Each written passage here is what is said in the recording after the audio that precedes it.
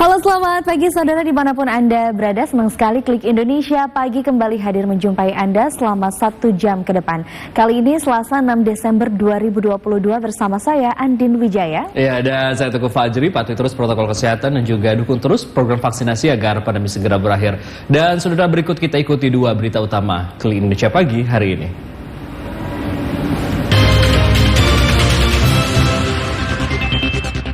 Kita awali informasi pertama, Saudara. Presiden Joko Widodo meninjau tempat pengungsian di Posko Bantuan Pas Pampres Desa Cijandil, Kecamatan Cugenang, Kabupaten Cianjur, Jawa Barat. Presiden mengatakan kondisi para pengungsi yang terdampak gempa dalam keadaan sehat. Badan SAR Nasional Basarnas mengungkapkan sejumlah kendala yang dihadapi tim SAR gabungan saat proses pencarian 8 korban yang masih belum ditemukan. Di antaranya gempa susulan yang masih terjadi dan curah hujan yang tinggi. Saudara, tim SAR gabungan menyebut masih mengalami kendala saat proses pencarian 8 korban yang hingga saat ini belum ditemukan. Hal tersebut dikarenakan gempa susulan yang masih terjadi dan curah hujan yang tinggi. Untuk mengetahui informasi selengkapnya, kita telah terhubung dengan reporter Gilang Dejan langsung dari Cianjur, Jawa Barat. Gilang, hingga saat ini apa yang menjadi kendala tim SAR untuk melakukan pencarian 8 orang korban yang belum ditemukan ini? Ya, baik, selamat pagi Fajri dan juga saudara. Memang benar memasuki hari ke-16 pasca terjadinya gempa di Cianjur pada 21 November 2022. Tim Badan SAR Nasional Basarnas bersama dengan tim SAR gabungan masih terus mengoptimalkan pencarian terhadap 8 korban yang masih dinyatakan hilang. Untuk saat ini titik pencarian masih terkonsentrasi di 2 titik, yakni di daerah Cigendil dan juga di daerah Warung Sate Sita. Adapun jika kita melihat setelah proses pencarian diperpanjang pada 3 Desember 2022 lalu selama 3 hari, maka hari ini merupakan hari terakhir dari masa perpanjangan untuk proses pencarian 8 korban yang masih belum ditemukan. Namun Kepala Operasi Basarnas Supriyono mengungkapkan pihaknya masih menyusun mekanisme apakah hari ini nantinya akan memperpanjang masa proses pencarian untuk 8 korban yang masih dinyatakan hilang ataupun pencarian bisa saja dihentikan. Untuk sementara pihaknya hari ini akan terus mengoptimalkan proses pencarian di daerah Cigendil dan juga Warung Sate Sinta. Berikut hasil wawancara kami dengan Kepala Operasi Basarnas Supriyono. Jadi kita maksimalkan dulu pelaksanaan operasi SAR hari ke-16 setelah 3 kali perpanjangan selama 3 hari dan bertahap. Tentunya SMC ataupun Kepala Kantor SAR Bandung dan Kepala Daerah dan Pak Kapolres, Pak Dandim tentunya akan mengadakan rapat internal konsolidasi terkait dengan skema apabila dihentikan ataupun diperpanjang. Tentunya kita sudah mempunyai strategi lah. Walaupun operasi SAR dihentikan, ya tidak serta-merta tim SAR, unsur SAR balik kanan semua. Ya, memang kendala yang dihadapi cukup banyak oleh tim SAR gabungan di lapangan saat proses pencarian ini, diantaranya curah hujan yang cukup tinggi mengguyur kota Cianjur dalam beberapa hari terakhir ini. Selain itu masih terjadinya gempa susulan sehingga tanah terus bergerak atau mengalami longsor. Selain itu material dari longsoran tersebut juga cukup tebal, di mana hal tersebut sangat menyulitkan tim pencarian dalam proses pencarian 8 korban yang dinyatakan masih hilang. Untuk sementara demikian informasi yang dapat kami sampaikan dari Cianjur. Kembali ke studio Fajri. Baik, Gilang Dejan, terima kasih atas informasi Anda. Selamat bertugas kembali dan pastikan jaga kesehatan. Sementara itu, saudara, 8 korban yang tertimbun longsor akibat gempa Cianjur masih belum ditemukan. Pencarian korban saat ini terkendala oleh faktor cuaca. Luapan banjir menerjang pemukiman warga Desa Banda Uwijaya, Kecamatan Kei Besar, Kabupaten Maluku Tenggara. Aliran banjir membawa material lumpur dan bebatuan dari gunung hingga ke tengah pemukiman. Saudara, jalur pendakian Gunung Kerinci Kabupaten Kerinci Jambi masih ditutup. Hal tersebut membuat semua jalur pendakian gunung di perbatasan Jambi dan Sumatera Barat belum bisa dilewati. Untuk mengetahui informasi selengkapnya kita telah terhubung dengan reporter Habib Wijaya langsung dari Jambi. Habib, selamat pagi, silakan dengan informasi selengkapnya. Ya, benar sekali Fajri dan juga saudara, dalam kurun waktu 1 bulan terakhir memang Gunung Kerinci terus mengalami erupsi dan hal ini ditandai dengan seringnya dikeluarkan semburan abu vulkanik berwarna hitam tebal membumbung tinggi sekitaran 500 hingga 700 meter dari permukaan kawah gunung api. Dan selanjutnya juga hingga saat ini berdasarkan pantauan dari tim pengamatan Gunung Api Kerinci yang berlokasi di Desa Lindung Jaya, Kecamatan Kayu Aro, Kabupaten Kerinci, belum ada tanda-tanda erupsi kembali sejak 4 hari terakhir. Dan hal ini membuat aktivitas masyarakat kembali normal dikarenakan aktivitas gunung api juga diperkirakan akan terus normal. Namun karena memang belum ada informasi lebih lanjut dari pihak vulkanologi dan mitigasi bencana geologi terkait dengan kondisi Gunung Api Kerinci ke depannya, apakah semakin memburuk atau justru semakin membaik, maka status Gunung Kerinci hingga saat ini masih berada pada level 2 atau level waspada. Dan hal tersebut membuat jalur pendakian yang sudah dari bulan Oktober lalu ditutup hingga saat ini belum ada informasi akan dibuka kembali. Dan untuk diketahui bersama saudara, jalur pendakian Gunung Kerinci terdapat 2 jalur. Yang pertama berlokasi di Kecamatan Kayu Aro, Kabupaten Kerinci, Provinsi Jambi, dan jalur pendakian kedua yang baru beberapa tahun ini mulai dioperasikan berlokasi di Solok Selatan, Provinsi Sumatera Barat. Kedua jalur pendakian ini belum akan dibuka hingga batas waktu yang belum ditetapkan. Maka dari itu, seluruh pendaki yang berniat ingin mendaki Gunung Kerinci diminta untuk mengurungkan niatnya dan menunggu instruksi lebih lanjut dari pemerintah Kabupaten Kerinci terkait dengan pembukaan jalur pendakian Gunung Kerinci. Dan terkait dengan penutupan jalur pendakian Gunung Kerinci ini, berikut kita ikuti kutipan wawancara kami bersama dengan Bapak Darifus selaku Ketua BPBD Kabupaten Kerinci. Rekomendasi dari pihak pengamat Gunung Kerinci itu memang sampai saat ini belum diperbolehkan masyarakat untuk melaksanakan pendakian Gunung Kerinci. Kemudian masyarakat yang seputaran di Gunung Kerinci itu tetap melaksanakan aktivitas sebagaimana mestinya, apakah itu mereka petani ataupun pegawai negeri ataupun karyawan dari PTP, silakan melaksanakan aktivitas sebagaimana mestinya. Meskipun sudah terbilang normal, namun aktivitas Gunung Kerinci ini masih akan diwaspadai ke depannya, dan oleh karena itu para pendaki diharapkan untuk tidak nekat menerobos jalur pendakian Gunung Kerinci. Kemudian masyarakat juga diminta untuk tidak berada pada radius 3 km dari kaki Gunung Kerinci, dan jalur penerbangan pun diharapkan untuk menghindari kawasan atas Kawah Gunung Kerinci. Dan saudara, juga dapat saya informasikan sejauh ini pemerintah Kabupaten Kerinci juga telah menganggarkan dana untuk pembuatan jalur evakuasi khusus apabila terjadi hal-hal yang tidak diinginkan seperti meletusnya Gunung Kerinci. Namun memang dikarenakan hal ini memerlukan izin dari lingkungan hidup dan juga akan membuka sebanyak lebih kurang 8 km Taman Nasional Kerinci Seblat, maka hal ini tentu memerlukan izin lebih lanjut.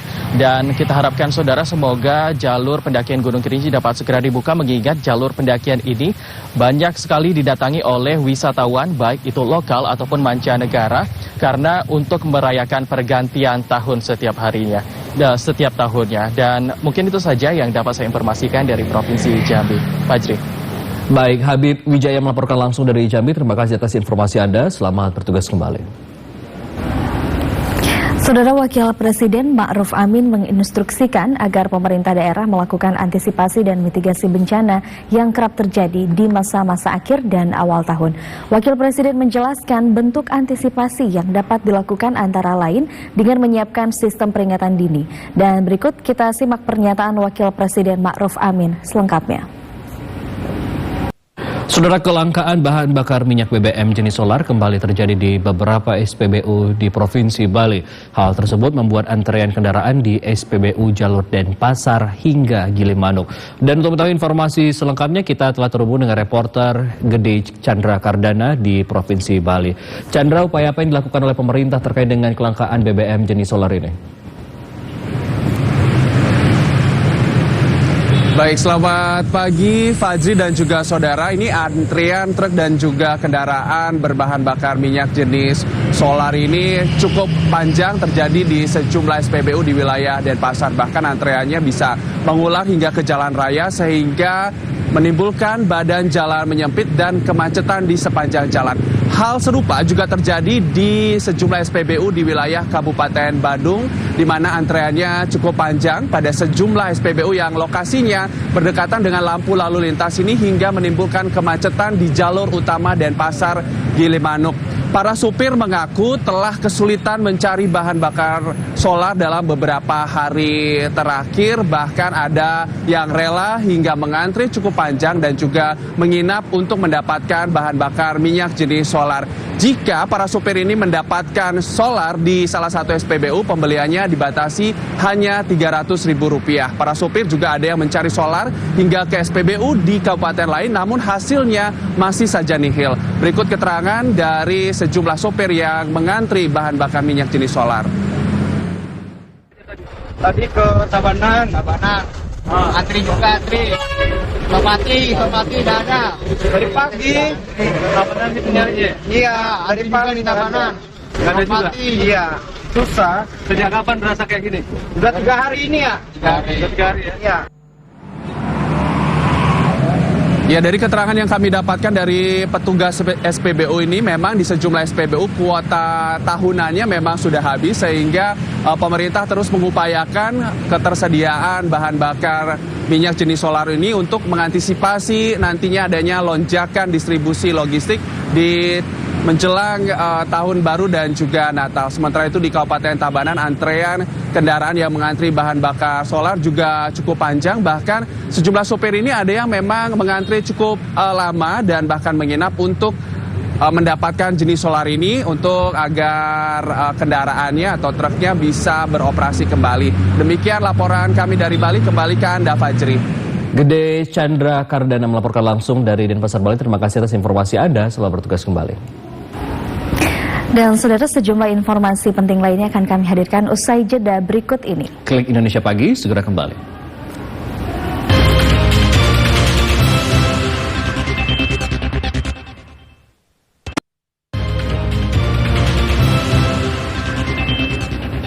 Terima kasih saudara, Anda masih bersama kami di Klik Indonesia Pagi.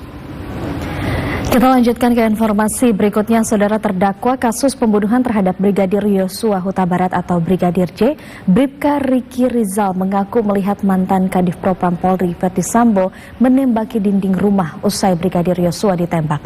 Riki Rizal juga mengaku melihat Barada Richard Eliezer atau Baradae menembak Brigadir Yosua. Saudara, Majelis Hakim memvonis Bupati Nonaktif Kolaka Timur Sulawesi Tenggara Andi Merianur dengan hukuman 3 tahun 6 bulan penjara dan denda Rp200 juta.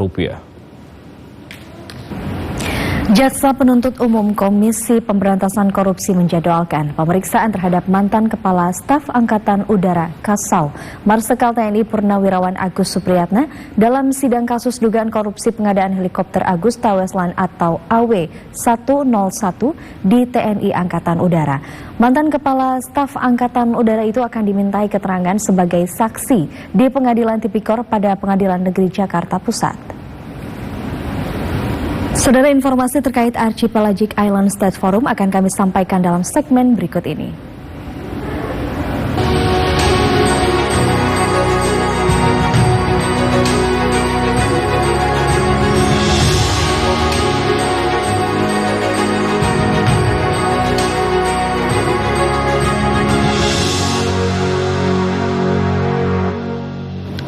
Ya, saudara, kita akan menuju ke Nusa Dua Bali untuk mengetahui sejumlah informasi Forum Negara Pulau dan Kepulauan yang akan disampaikan oleh rekan kami Maya Karim. Maya, selamat pagi. Kerjasama apa saja yang terbentuk antara Indonesia dengan negara-negara ICE Forum? Baik, selamat pagi Fajri dan saudara. Indonesia terus mendorong kerjasama negara berkembang untuk meningkatkan kerjasama di berbagai bidang melalui berbagai forum internasional. Salah satunya adalah Forum Negara Pulau dan Kepulauan. Kemarin di sela-sela ICE Forum, Menko Marves Luhut Binsar Panjaitan melakukan pertemuan bilateral dengan Menteri Luar Negeri Sri Lanka, Tarak Balasurya. Yang dibahas adalah sejumlah isu terkait dengan keamanan dan keselamatan maritim serta potensi investasi ekonomi biru kedua negara. Dan selain membicarakan kerjasama di bidang ekonomi, kedua menteri juga sepakat untuk menjajaki kerjasama di bidang lain seperti di sektor pertambangan, industri perikanan, serta pariwisata berbasis kemaritiman. Dan sama dengan kondisi Indonesia, Sri Lanka juga menghadapi potensi bencana alam atau rentan bencana alam, sehingga kemudian Menko Marves Luhut Binsar Panjaitan memandang perlunya kerjasama kedua negara dalam mitigasi bencana dan pengelolaan dampak bencana. Selain bilateral dengan Sri Lanka, Indonesia juga melakukan pertemuan bilateral dengan Madagaskar, yakni dengan Menteri Pertahanan dan sekaligus Menteri Luar Negeri Madagaskar, Rakotonitina Leon Jan Richard. Dan dalam pertemuan tersebut ada pembahasan terkait dengan isu kestabilan dan keamanan di wilayah perairan strategis, di antaranya di Samudra Hindia. Tentunya Indonesia terus berkomitmen untuk mendorong peningkatan kerjasama Indonesia dengan negara-negara berkembang. Indonesia akan memastikan untuk berkontribusi terhadap pembangunan negara-negara berkembang, khususnya yang tergabung dalam forum ICE. Dan selain itu, saudara, pada forum negara-negara pulau dan kepulauan atau ICE Forum, Menko Marves juga tidak hanya berbagi praktik terbaik dalam penanganan ataupun pengelolaan kelautan, namun juga ia membagikan kesuksesan Indonesia, pengalaman Indonesia dalam menangani pandemi dan tekanan ekonomi. Berikut informasinya.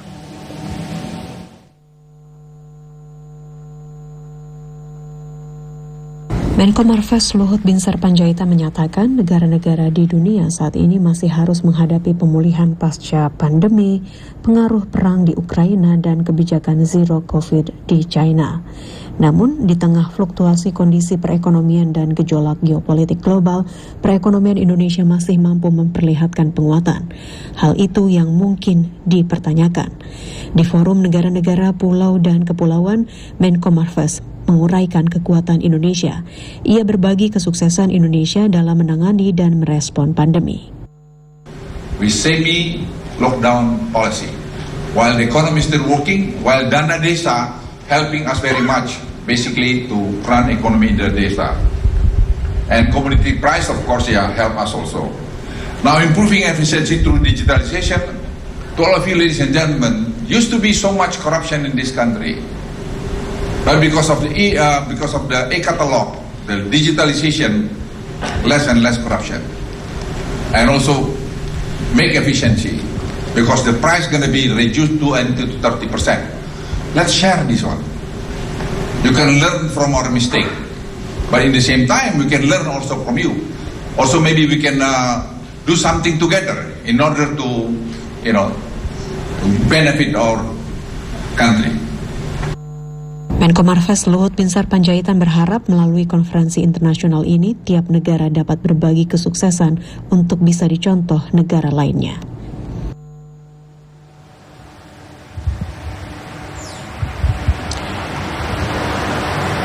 Ya, Fajri dan saudara, di sela-sela pertemuan Forum Negara Pulau dan Kepulauan ini terselenggara sejumlah side event, diantaranya adalah konferensi internasional Blue Innovation Solution yang memberikan kesempatan untuk negara pulau dan kepulauan untuk menunjukkan praktik serta pelajaran terbaik yang telah berhasil diterapkan di satu tempat untuk kemudian direplikasi di tempat ataupun di negara lain. Dan Indonesia mengajak negara pulau dan kepulauan dalam ICE Forum ini untuk duduk sama rendah dan berdiri sama tinggi tanpa dikte, karena itu kerjasama yang akan dibangun ataupun dikembangkan harus saling menguntungkan untuk kedua negara atau berbagai pihak. Demikian dan berikut informasinya.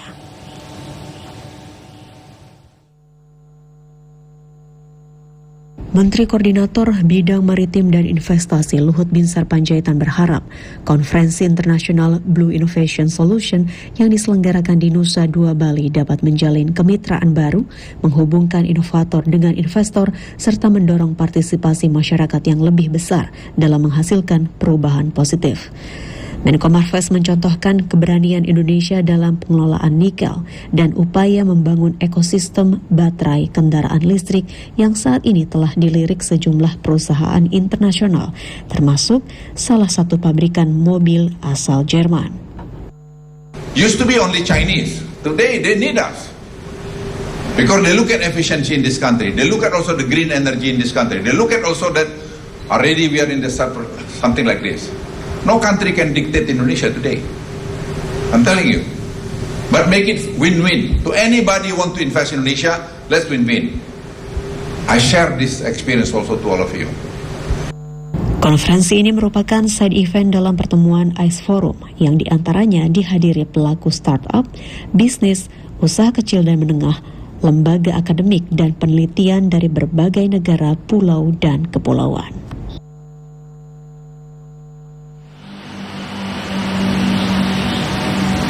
Baik, tentu hari ini kita akan menantikan pertemuan keempat tingkat Menteri ICE Forum dan kita nantikan bersama hasil dari pembahasan di pertemuan tingkat Menteri ini. Apakah ICE Forum akan tetap berupa forum atau justru akan ditingkatkan menjadi sebuah lembaga?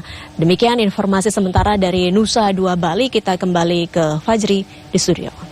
Baik, Maya Karim, terima kasih atas informasi Anda. Selamat bertugas kembali dan pastikan jaga kesehatan.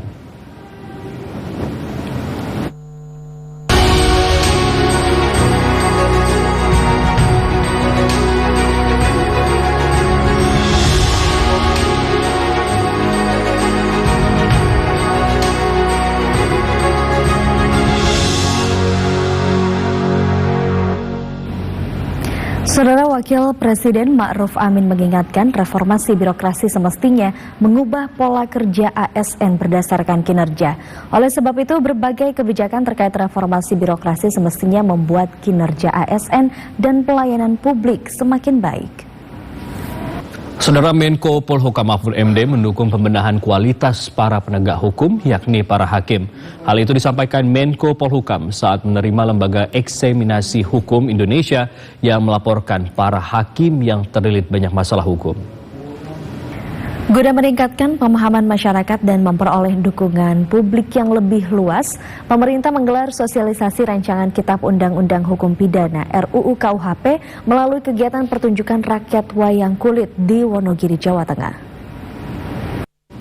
Saudara, di era modernisasi saat ini, perpustakaan tak hanya menyediakan kumpulan buku-buku di suatu ruangan untuk dibaca oleh pengunjung. Namun kini perpustakaan sudah bertransformasi menjadi suatu badan yang menyediakan literasi berbasis digital sehingga masyarakat lebih mudah untuk mengakses informasi yang dapat diteruskan menjadi sebuah peluang usaha dan membuka lapangan pekerjaan. Informasi lainnya akan kami hadirkan usai jeda berikut ini. Klik Indonesia Pagi segera kembali.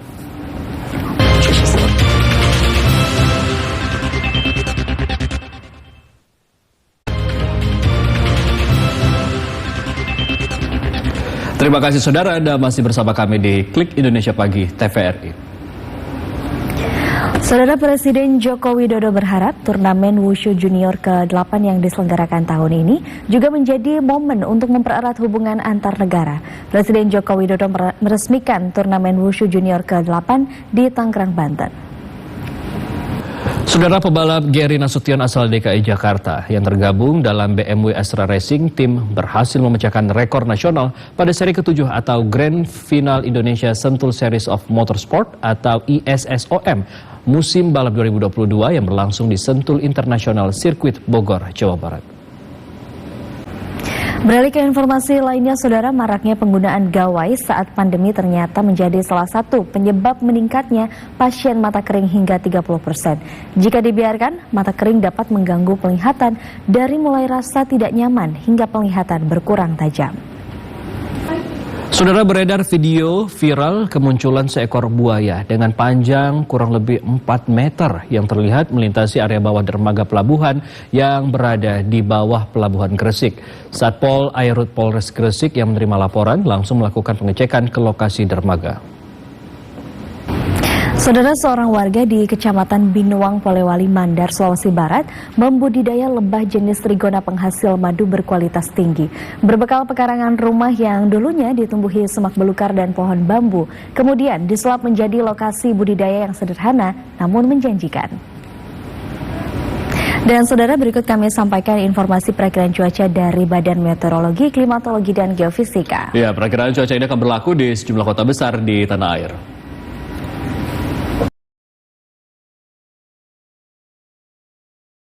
Dan informasi cuaca tadi sekaligus menutup perjumpaan kita di Klik Indonesia pagi kali ini. Akhirnya saya Andi Wijaya. Ya, dan saya Teguh Fajri mewakili seluruh kerabat kerja bertugas mengucapkan terima kasih atas perhatian dan kebersamaan Anda. Selamat pagi dan sampai jumpa.